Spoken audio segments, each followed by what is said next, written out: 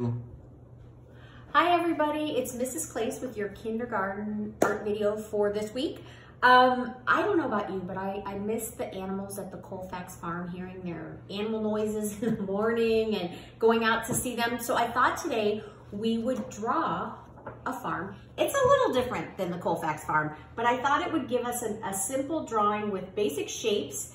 And I added my own pig, and guess what? You could add your other animals that you might want to put in. Maybe you want to draw a pig with me, but you're going to do a chicken and a goat or a rabbit. That is up to you. I'm just going to give you the basics to draw this, and then you will add whatever you like. Okay, so to start this drawing, we're going to start with the barn, and this is called a silo. It's a structure on a farm that they store grain in. I thought it made two really good simple shapes to start our drawing with, because we know that's an important part about breaking down any drawing is the simple shapes. So to start the barn, we're going to start it up near the top part of our paper, so we have lots of room for whatever animals and other farm details we want to add. The first shape, to keep this simple, is I want to leave a little room for my roof, but I'm just going to have you start with a line that slants down ever so slightly on both sides, just to give it a little more unique shape than just a plain old rectangle. And then I'm going to close it up at the bottom. Now I need to add my roof. So to do this roof, I'm going to put a line up here that goes, see that line that's just floating up there? That's the top part of my roof. And now I'm going to connect it with lines that come down on both sides. It almost looks like a birdhouse. Honestly, this barn has a birdhouse feel to it, but we're going to make it look like a barn. We want to have an area to color for the roof. So like I always tell you guys, instead of just leaving something a line, we're going to turn it into a shape by drawing a line out and around my whole barn. So this way, now my roof has shape to it, and there's an area I can color in. One of the most important barn details, I think, is this big X on the barn door, right? That just like, it seems like such a barn classic detail. So I'm going to add that by just adding a rectangle. And then again, like I did on the roof, I'm going to turn it into a shape, not a line, and go around my doorway. Now I just need the X. So for the X, boys and girls, we're going to do two, we call those lines diagonal. Two diagonal lines that turn into an X. One way and one the other way. Now this is a lot thicker than when I drew this with pencil, so I hope you're seeing this okay. And then this top area, we're going to make a little window. I put it so it looked like there was hay up here in my loft, but you could put an animal up here. You could even put yourself peeking out of the barn. And I put some little doors on the side to sort of, this barn looks like it's a little off kilter, but this is where I put the shutters on. And then if you want to add hay, I put some hay in there, or if you want to put yourself, you put whatever you want in your hay loft.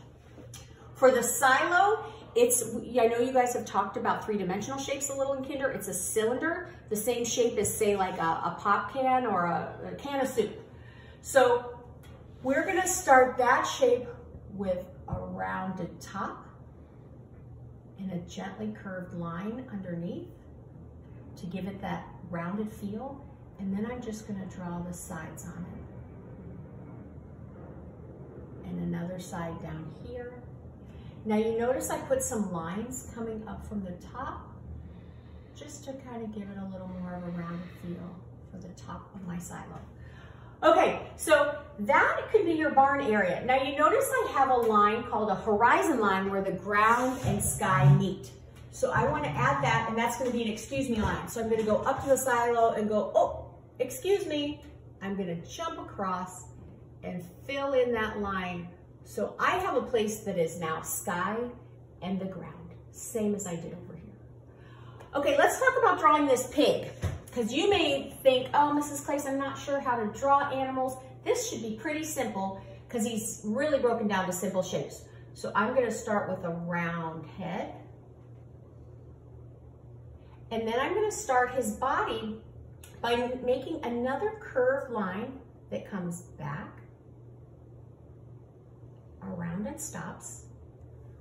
And then I'm gonna do a line that comes down from his face and stops.